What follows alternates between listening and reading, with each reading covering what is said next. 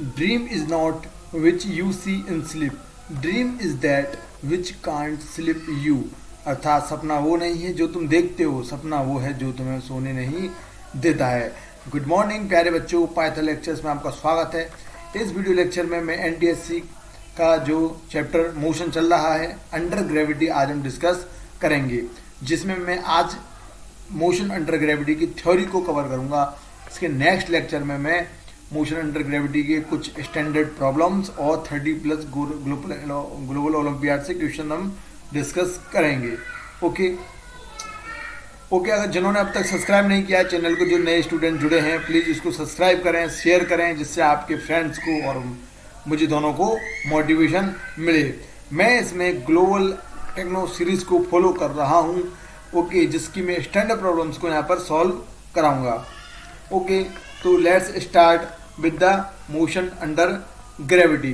तो सबसे बेसिकली देखें तो ग्रेविटी क्या है। ग्रेविटी क्या है, देखिए हमारी अर्थ की सरफेस से ऊपर कोई भी ऑब्जेक्ट है, अर्थ की सरफेस के ऊपर कोई भी ऑब्जेक्ट है जो कि पर्टिकुलर डिस्टेंस पर है। ओके, तो इस ऑब्जेक्ट को पृथ्वी अर्थ जो है वो अपनी तरफ क्या करती है, अट्रैक्ट करती है। यही अट्रैक्शन ऑफ अर्थ ग्रेविटी कहलाता है। ग्रेविटी कहते हैं उसको, किसी भी अर्थ, कोई भी प्लैनेट है, कोई भी सरफेस है, वो अपनी तरफ उसको अट्रैक्ट करेगी तो ये ग्रेविटी होगी। ठीक है, यानी कि अब कोई भी ऑब्जेक्ट हमारे अर्थ के ऊपर सरफेस पर मोशन करती है, यानी कोई भी अर्थ है, अब कोई भी ऑब्जेक्ट चाहे यहाँ पर है या यहाँ पर है, लेकिन इसकी सरफेस से, अर्थ की सरफेस से ऊपर है, तो ये दोनों ही केस में जो मोशन होगा ऑब्जेक्ट का वो होगा अंडर ग्रेविटी। अब ये देखो मोशन वर्टिकली भी हो सकता है, वर्टिकली ये मोशन प्रोजेक्टाइल, यानी कि अगर मैंने एक पर्टिकुलर एंगल से इसको थ्रो किया है किसी एक ऑब्जेक्ट को, ओके, थीटा एंगल पर, ये हो गया प्रोजेक्टाइल मोशन। कौन सा मोशन, प्रोजेक्टाइल। ओके, तो ये वाला जो मोशन है ये भी अंडर ग्रेविटी ही होगा। ओके, तो ये तो बात हुई मोशन अंडर ग्रेविटी क्या है। अब देखिए यहाँ पर, अब आपको रीजन जानना है एक्चुअली अर्थ क्यों अट्रैक्ट करती है। तो देखिए आपको पढ़ना होगा लॉ ऑफ ग्रेविटेशनल फोर्स।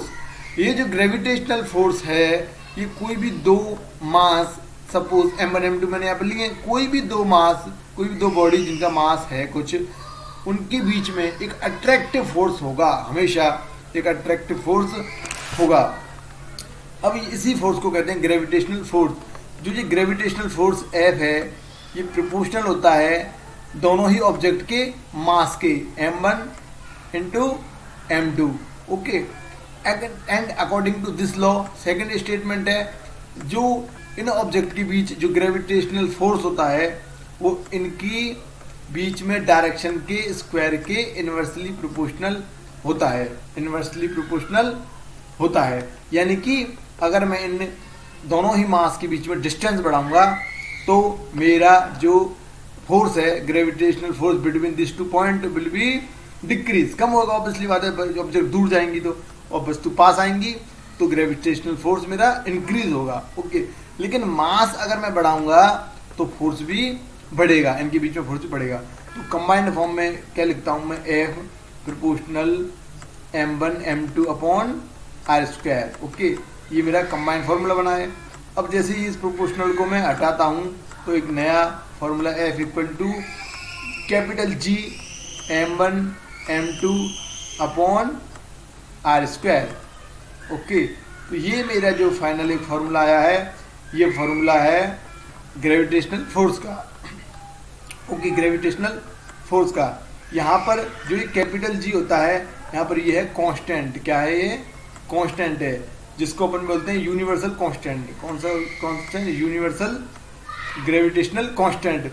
जिसकी कांस्टेंट है तो उसकी एक वैल्यू होगी, तो इसकी वैल्यू होती है 6 पॉइंट, ये आपको याद रखनी है, ध्यान रखना, 67 इंटू 10 की पावर माइनस 11। ये हर जगह कांस्टेंट है, फिक्स रहेगी। इसकी यूनिट की बात करें G की, तो देखिए इधर क्या है, फोर्स है, तो Newton, okay, meter square upon kg square, ये इसकी यूनिट हो जाती है। ओके, m1 m2 क्या है यहाँ पर, कोई भी दो बॉडी जिसके अंडर ग्रेविटेशनल फोर्स लग रहा है उसका मास है। r क्या है, distance between these two body. तो इसी लॉ को बोलते हैं लॉ ऑफ ग्रेविटेशनल फोर्स। अगर वेक्टर फॉर्म की बात करें, वेक्टर फॉर्म मतलब f एक कैसी भी क्वांटिटी वेक्टर फॉर्म, तो f vector equal to g m1 m2 upon r vector square. Okay, r vector square. और r कैप यहाँ पर यूनिट वेक्टर है जो कि इनकी डायरेक्शन दिखाएगा। जो r की डायरेक्शन होगी वही फोर्स की डायरेक्शन होगी। ओके, देखिए नेक्स्ट इसी से रिलेटेड, इसी लॉ से रिलेटेड एक न्यूमेरिकल है, मैंने यहाँ पर ऐसे एग्जांपल में डाला है। कोई भी दो मास हैं m1 और m2, ओके, इनके बीच में रेडियस है r। According to first statement m1 m2 mass हैं एट डिस्टेंस कैपिटल R, यहाँ पर कैपिटल R यहाँ पर दी हुई है। अब देखिए find new working force if mass decrease by 3 time each, यानी कि इसके मास को मैं कर दूं m1/3, ओके, और इसको भी कर दूं मैं m2/3, okay, decrease by 3 time each and distance increase by 3 time, और इस r को मैं क्या कर देता हूं 3 टाइम इंक्रीज, यानी कि 3r। तो जो न्यू फोर्स होगा उसकी वैल्यू पुराने वाले ओल्ड जो फोर्स है उसकी कंपेरेटिवली क्या होगी। तो देखिए according to first F equal to क्या आएगा, capital G m1 m2 upon r square. Okay, ये पैरामीटर दे रखें फर्स्ट केस के लिए। अब second suppose Fn new force मान लेता हूँ इक्वल टू कैपिटल G तो कांस्टेंट है हर जगह। अच्छा, m1 की जगह हो गया m1/3, m2 की जगह हो गया m2/3, ओके, अपॉन r की रिप्लेस करेगा 3r का होल स्क्वायर।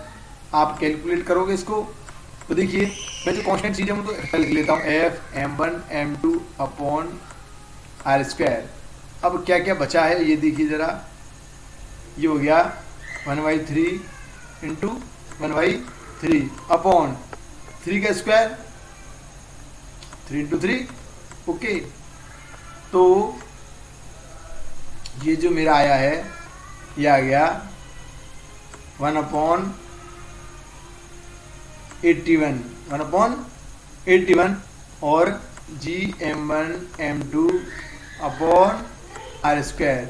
ओके, ये चीज़ क्या है, ये चीज़ क्या है, ये यहाँ से देखिए ये मेरा ओल्ड फोर्स है तो 1/81 और ओल्ड फोर्स है f, तो यानी कि f न्यू फोर्स जो है वो 1/81 टाइम्स हो जाएगा ओल्ड फोर्स के। तो option number B is right. इस तरह से आपको क्वेश्चन यहाँ पर अटेम्प्ट करने हैं। देखो नेक्स्ट टॉपिक है acceleration of gravity on earth.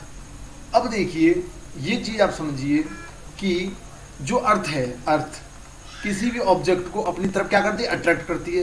तो जब अपनी तरफ अट्रैक्ट करेगी तो इस पर एक फोर्स वर्क करेगा, ओके, एक फोर्स वर्क करेगा, और वो है जब कोई भी बॉडी जब फ्रीली मूव करती है तो उस पर एक फोर्स लगता है नीचे की तरफ, ग्रेविटी वाला फोर्स mg। हमेशा आपने पढ़ा ये चीज, m स्मॉल m और g, ओके। अब ये तो नॉर्मल अपने जब अर्थ से ऊपर है जब कोई भी फोर्स लगता है mg, okay. According to gravitational law एक फोर्स जो कि वर्क करता है वो है g, है ना, gravitational force g small m capital M अर्थ का upon r square, okay, r square. अगर देखो सपोज ये डिस्टेंस दे रखी है h, ये क्या दे रखी है h, तो देखो अब क्या होगा इस पर r प्लस h का whole square, okay, okay. But r जो रेडियस ऑफ अर्थ है वो इतनी ज़्यादा बड़ी है, radius of earth r is much much greater than any height, okay, any height h। So मैं इस h को क्या नेग्लिजिबल मान लेता हूँ, क्या मान लेता हूँ, नेग्लिजिबल। तो मेरा जो f है वो आएगा g small m capital M upon r square. Negligible का मतलब है अब r के मुकाबले, यानी कि मैं 1 लाख में अगर एक नंबर जोड़ूँ तो 1 लाख ही लिखूंगा ना नियर बाई, तो इसलिए r स्क्वायर मैंने लिख दिया है, ओके। अब ये इक्वल होगा इस वाले फोर्स से, ओके, ये इक्वल टू स्मॉल m और g, ओके। इस स्मॉल m से इस स्मॉल m को कैंसिल कर दूंगा। स्मॉल m क्या है, एक ऑब्जेक्ट जो भी है उसका मास है, अब जो मेरा स्मॉल जी निकल के आएगा, स्मॉल जी इक्वल टू क्या आएगा, capital G M upon are square. तो ये यहाँ पर हो गया मेरा जी ग्रेविटी, ये क्या है मेरी ग्रेविटी, ओके ग्रेविटी। अब देखिए जरा, आपको कुछ डिटेल्स जैसे पता है, अगर अर्थ का मास पता हो, आपको अर्थ का मास पता हो, अर्थ की रेडियस पता हो, ओके कांस्टेंट होते हैं अर्थ के मास और रेडियस, इनको, और जी भी कांस्टेंट है, तीनों की वैल्यू पुट करो और जी की वैल्यू एक कांस्टेंट आएगी। देखिए अर्थ की डिटेल के लिए मैं यहाँ पर आपको बताता हूँ, अर्थ की कुछ डिटेल्स हैं, जैसे कि अर्थ का यहाँ पर ग्रेविटी कितनी 9.8, अभी हम निकालेंगे वो। तो जी कितना है, okay universal constant 6.67 into 10⁻11। Mass of अर्थ कितना है 6 इंटू 10⁻24 kg, ये याद रखना। रेडियस कितनी है 6400 किलोमीटर, मीटर में देखें तो 64 इंटू 10⁵ मीटर। ये आप रिप्लेस करोगे, ओके, और आप पर एक जो भी ग्रेविटी, जो भी आपको कांस्टेंट मिलेगा वो यहाँ से निकाल दोगे। तो मैं यहाँ पर इतना सॉल्व नहीं करके बता रहा हूँ, आप खुद ब खुद इसको पुट करोगे। तो सारी वैल्यू रखने के बाद जी की वैल्यू आएगी 9.8, ओके। एक्चुअल में ये एक्सेलरेशन है, इसकी यूनिट मीटर पर सेकंड स्क्वायर। तो ये यहाँ पर आपको ग्रेविटी की वैल्यू आई है 9.8 मीटर पर सेकंड स्क्वायर। ये आपको हमेशा याद रखनी है, स्मॉल जी होता है 9.8 मीटर पर सेकंड स्क्वायर, जो कि होती है ग्रेविटी ऑफ अर्थ। ये आपको हमेशा याद रखनी है, ओके। अब नेक्स्ट है equation of motion under gravity. देखिए अर्थ से ऊपर जितने भी मोशन होंगे वो अंडर ग्रेविटी होंगे।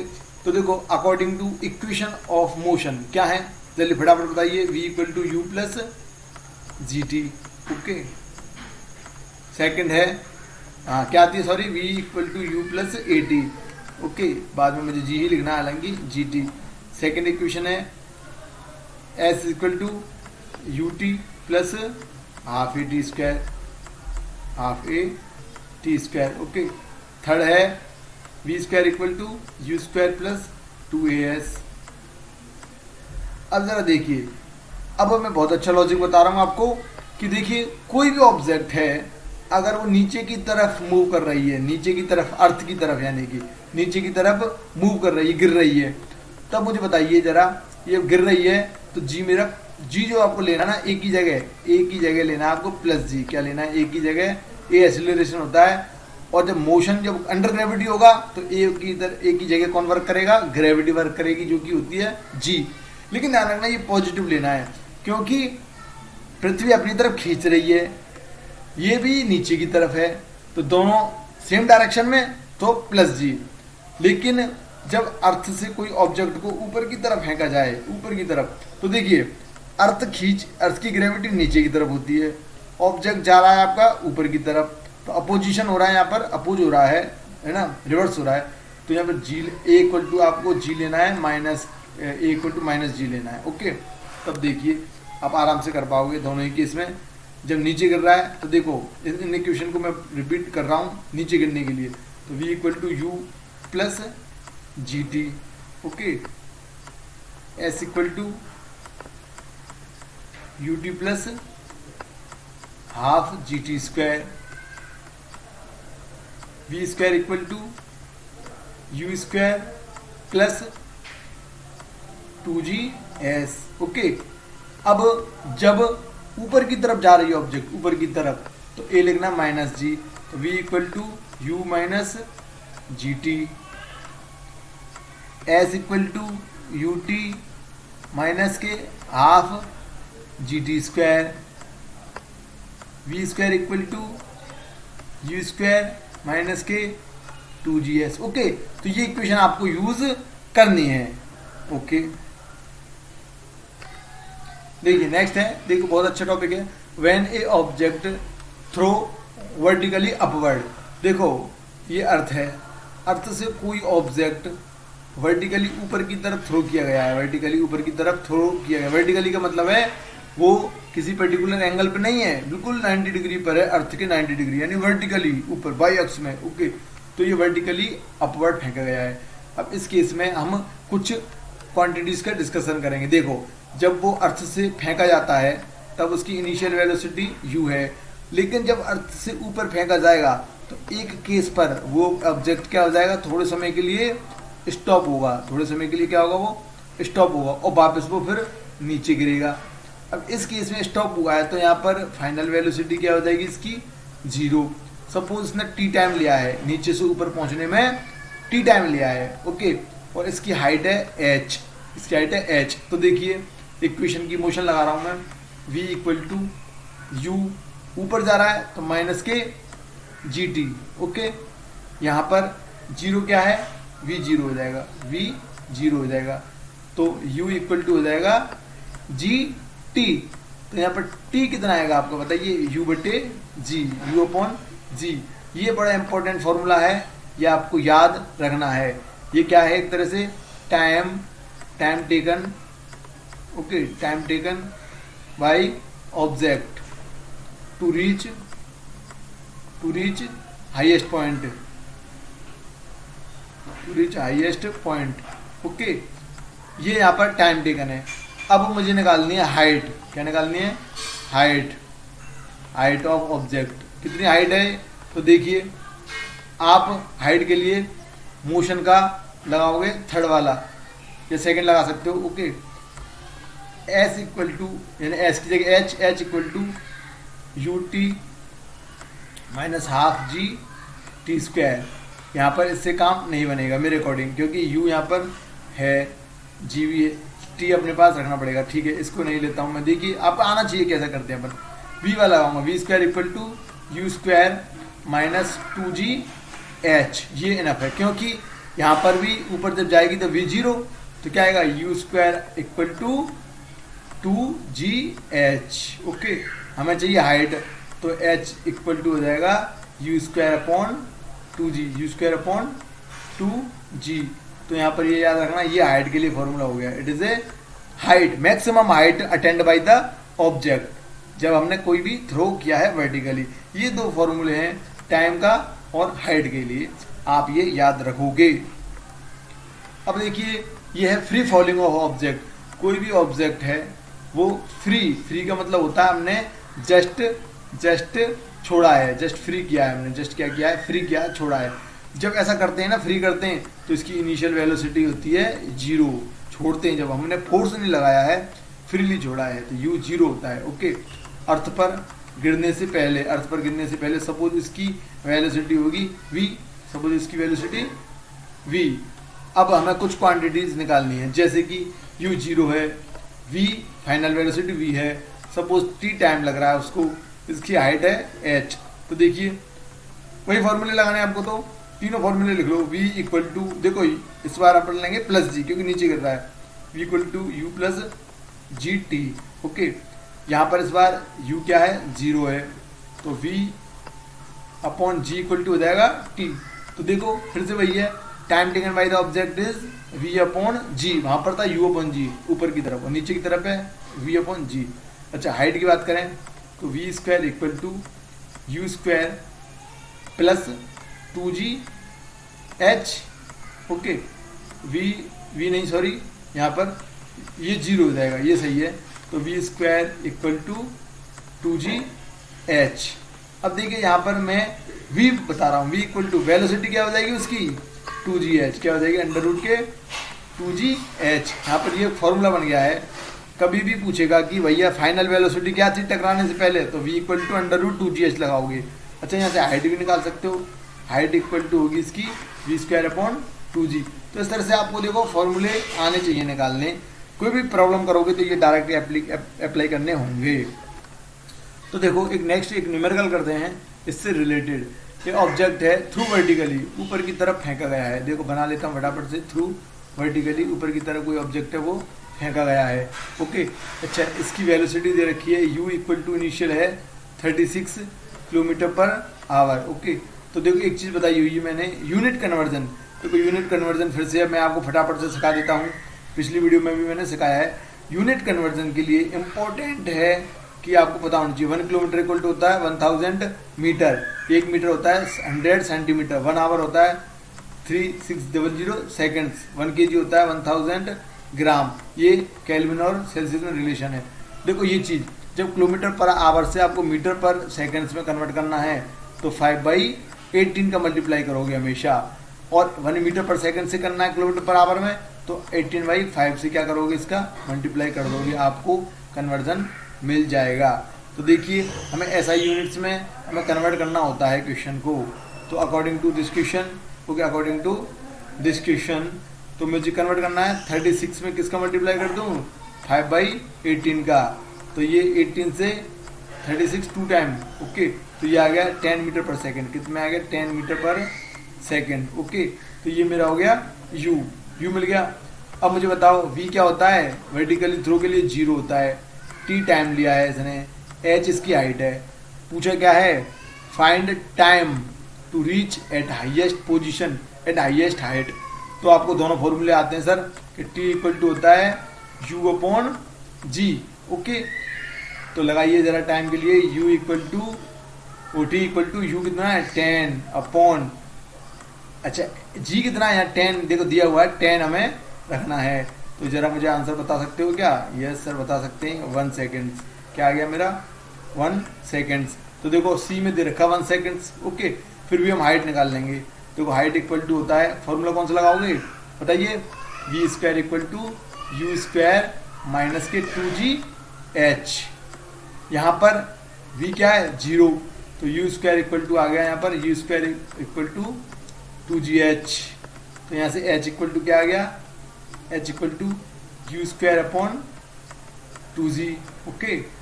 पुट द वैल्यूज, क्या आएगा, u 10 है तो 10 इंटू 10 अपॉन 2 इंटू g कितना है 10, बताइए जरा क्या मिलेगा, 5 मिलेगा, 5 क्या 5 मीटर। तो option number C is the right answer. देखो नेक्स्ट क्वेश्चन क्या है, ए ऑब्जेक्ट है, लीव फ्री, इसको फ्री छोड़ा गया है, किस हाइट से 20 मीटर से। देखो एक ऑब्जेक्ट है, उसको 20 मीटर से फ्री छोड़ा गया है, फ्री छोड़ते हैं तो इनिशियल वेलोसिटी 0 होती है। अब देखिए find velocity of the object when it collide with earth, जब अर्थ से टकरा रहा है तब उसकी फाइनल वेलोसिटी क्या है। तो मुझे बताइए, फॉर्मूला मैंने अभी बताया, v equal to under root में 2gh, आपने ये ड्राइव भी किया हुआ है, ठीक है, आराम से कर लेना, हो जाएगा। v equal to under root 2, g कितना है 10 और हाइट कितनी है 20, ओके। देखिए पुट करो अंडर रूट, मैं कैसे करता हूँ देखिए जरा, 2 इंटू 10 इंटू 20 को लिख रहा हूँ मैं, 2 इंटू 10, ओके। अब इससे करने से क्या होगा, 2 2 हैं, एक बाहर निकल आएगा रूट से, 2 10 है, एक बाहर निकल आएगा 10, तो कितना आंसर आएगा सर 20 मीटर पर सेकेंड।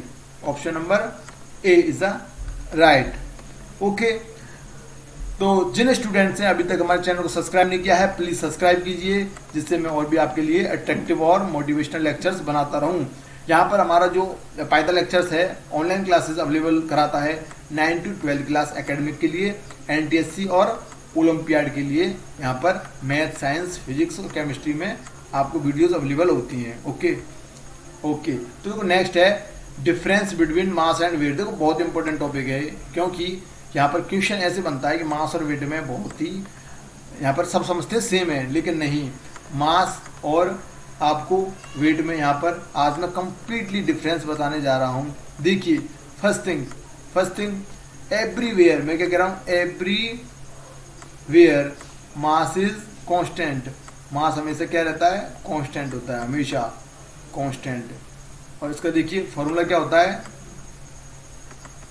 कांस्टेंट होता है, ओके। इसका फॉर्मूला होता है mass equal to volume, okay, volume into density. अब किसी भी ऑब्जेक्ट का मास चेंज होता है, वॉल्यूम चेंज होता नहीं है, कहीं पे भी ले जाओ उसको, किसी भी प्लानेट पे ले जाओ, डेंसिटी चेंज होगी नहीं उस ऑब्जेक्ट की। तो हमेशा मास कैसा रहेगा सर, कांस्टेंट होने वाला। मास हमेशा कैसा होता है, कांस्टेंट, ओके। तो एवरीवेयर कांस्टेंट रहेगा मास। वेट की बात करेंगे आप सर, वेट की बात करें तो देखिए जो वेट है, वेट यानी कि W इक्वल टू, कोई भी ऑब्जेक्ट है जिसका मास m है, अगर वो ऐसे प्लानेट पर है जिसकी ग्रेविटी है g, तो इसका जो वेट होगा ना, वेट का मतलब है नीचे की तरफ लगने वाला फोर्स mg। तो यही तो फोर्स F होता है ना, ग्रेविटी फोर्स, और इसी को बोलते हैं वेट, इसी को बोलते हैं वेट। तो वेट हो गया एक्चुअल में आपका mg हो गया। तो वेट कांस्टेंट रहेगा हर प्लानेट के लिए नहीं, क्योंकि W depends, okay, W depends on gravity of planet, okay, gravity of planet. जिस भी प्लैनेट पर आप इसको ले जा रहे हो उसकी ग्रेविटी क्या है, ग्रेविटी इंक्रीज तो हमारा वेट भी इंक्रीज, समझ गए?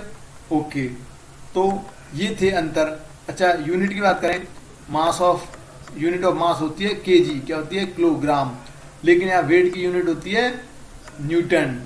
और इसको फॉर्मूले से देखें तो केजी मीटर पर सेकंड स्क्वायर, ये इसकी यूनिट्स होती हैं। ओके, इस पर इंपॉर्टेंट क्वेश्चन देखो कैसे बनते हैं। ओके, उससे पहले मैं बात कर लेता हूं ग्रेविटी एट मून की।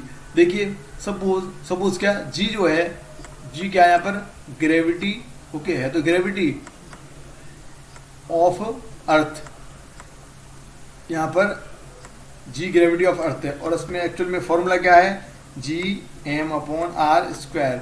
यहाँ पर जी कांस्टेंट है, एम मास ऑफ अर्थ है, और आर रेडियस ऑफ अर्थ है।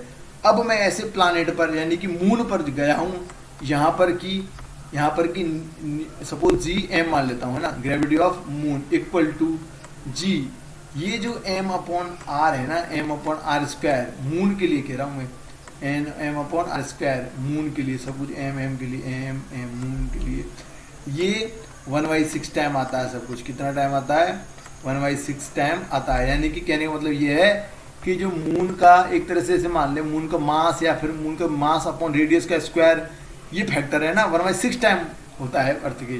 तो जी एम यानी कि gravity on moon is equal to gravity 1/6 time of gravity of earth. ये आपको मून के लिए याद रखना है, ये आपको मून के लिए याद रखना है। यानी कि अगर अर्थ की ग्रेविटी जी है तो उसका 6 टाइम किसकी ग्रेविटी होती है, मून की। ये आपको याद रखना है। देखिए, अब एक टॉपिक है कि how find gravity at any planet, किसी भी प्लैनेट पर आपको क्या निकालनी है, ग्रेविटी निकालनी है। तो देखिए, ग्रेविटी का फॉर्मूला तो सर ये है, g equal to g M upon are square, है ना, ये फॉर्मूला है सिंपली। अब आप क्या करोगे, जी तो कांस्टेंट है, एम उस प्लैनेट का सपोज मास है, कोई भी एम डैश मान लो, न्यू प्लैनेट का मास न्यू एम डैश अपॉन उसकी रेडियस है आर डैश का होल स्क्वायर। ओके, आप कंपेरेटिवली बात करेंगे तो सपोज एक ऐसा प्लैनेट जिसका मास अर्थ के मुकाबले एक्स टाइम है, कितना टाइम है, एक्स टाइम है, और उसकी रेडियस अर्थ के मुकाबले बाई टाइम है, कितनी टाइम है, बाई टाइम है। ओके, तो G M upon are square को आप बाहर निकाल दोगे, कांस्टेंट बचेगा क्या, एक्स अपॉन बाई का होल स्क्वायर। ओके, तो इस तरह से ये किसका मास, ये किसकी ग्रेविटी हो गई, अर्थ की इक्वल हो गई, जी एक्स अपॉन बाई स्क्वायर। आप इस फॉर्मूले को अप्लाई करोगे और किसी भी प्लैनेट पर ग्रेविटी कंपेयर कर सकते हो विद द अर्थ, या फिर उसकी ग्रेविटी निकाल ही सकते हो, क्योंकि हमें पता है जी की ग्रेविटी, जी की वैल्यू क्या है, 10। ओके, 10 है तो 10 पुट करो, एक्स और वाई कांस्टेंट, इनकी वैल्यू भी आएगी, तो एक्चुअल में जी डैश की आपको वैल्यू मिल जाएगी। जी डैश की वैल्यू आपको, कोई न्यू है प्लैनेट है उसकी वैल्यू मिल जाएगी। ओके, तो देखो इसी चीज को लेके, मास और वेट को लेके मैंने क्वेश्चन लेके आया हूं यहाँ पर। ओके, देखो क्या क्वेश्चन है कि at moon weight of any object is 60 newton, then find mass and weight of object at earth. Very good question. देखिए, मून पर कह रहा है कि वेट जो है वो कितना है, 60 न्यूटन है। ओके, जबकि हमें पता है किसी भी ऑब्जेक्ट जिसका मास m है और मून पर अर्थ के मुकाबले ग्रेविटी होती है g/6। ओके, क्लियर है।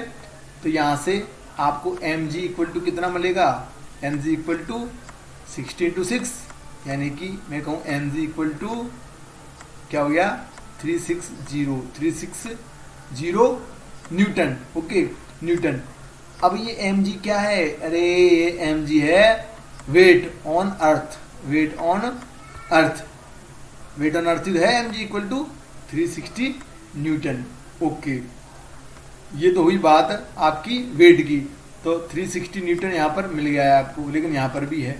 अब बात करेंगे किसकी, मास की। मास क्या होगा, तो देखिए मास यानी कि मास की बात करें तो mg इक्वल टू कितना दे रखा है, 360 न्यूटन। ओके, जी यहाँ पर हमें पता है अर्थ की कितनी होती है, 10। 360 अपॉन 10 ये आप कर दोगे तो यहाँ पर ये 0 कैंसिल आउट, तो बचेगा 36 किलोग्राम। Okay, kilogram. तो option number a is right. Okay, इस तरह से आप क्वेश्चन को इजीली अटेम्प्ट कर पाओगे। ये भी देखो एक अच्छा क्वेश्चन है। If a planet name Pytha, Pytha नाम का एक कोई भी प्लानेट है, having 5 time mass and 5 time radius, okay 5 time दोनों के लिए मास और radius of earth, then what will be the acceleration of gravity of that planet. ऐसे क्वेश्चन कह रहा है कि कोई पाइथा नाम का कोई प्लानेट है, एक पाइथा नाम का कोई प्लानेट है, उसका मास जो है, उसका मास एम पी का वो 5 टाइम है अर्थ से। ओके, और इसकी रेडियस जो है आर पी की, पाइथा की रेडियस वो है 5 टाइम आर अर्थ की रेडियस से। ओके, तो उस प्लानेट का यहाँ पर ग्रेविटी क्या होगी, तो आपको पता है जी पी यानी कि ग्रेविटी ऑफ पाइथा इक्वल टू कितना होता है, जी एम मास ऑफ पाइथा अपॉन आर रेडियस ऑफ पाइथा का स्क्वायर। ये आपने फॉर्मूला कई बार देख लिया यहाँ पर। अच्छा, अब मुझे बताओ जी तो कांस्टेंट है, एम की फॉर्म में क्या है 5m, 5 टाइम है ना अर्थ के, अपॉन रेडियस आर पी कितना है, ये भी 5 टाइम है आर के, लेकिन स्क्वायर इस पर होगा। अच्छा जी, कैलकुलेशन करो, वही है कांस्टेंट को सबको आगे ले आओ, G M upon are square.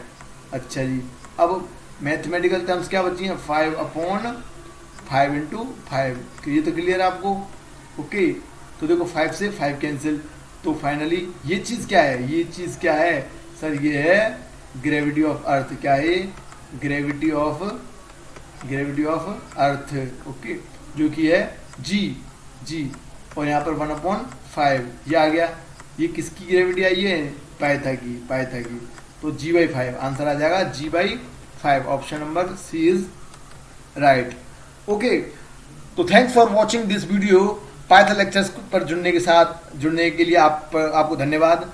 इस वीडियो लेक्चर में आपने देखा कि हम कैसे अंडर ग्रेविटी मोशन हमने डिस्कस किया। ओके, और मोशन ऑफ जो लॉज होती है मोशन ऑफ ग्रेविटी कैसे वर्क करती हैं, मास और वेट में क्या डिफरेंस है। ओके, नेक्स्ट जो लेक्चर नंबर 4 होगा उसमें हम पढ़ाएंगे solution of standard problems under motion under gravity के, और 30+ solve question from global techno series. Very excellent है, very good global techno series for the NTSC and olympiad preparation. आपको कोई भी क्वेरी या डाउट हो तो गिवन मोबाइल नंबर पर आप क्या कर सकते हो, व्हाट्सअप या मैसेज में एक कमेंट छोड़ सकते हो। ओके, अभी तक प्लीज़ सब्सक्राइब नहीं किया तो सब्सक्राइब कीजिए, शेयर कीजिए और हमें मोटिवेट कीजिए। Okay, thank you for